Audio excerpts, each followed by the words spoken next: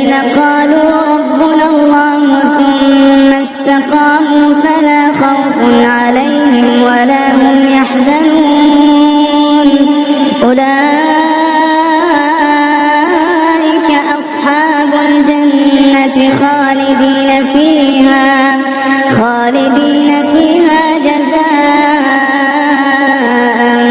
بما كانوا يعملون ووصينا الإنسان بوالديه حسنا حملته أمه كرها ووضعته كرها وحمله وفصاله 30 شهرا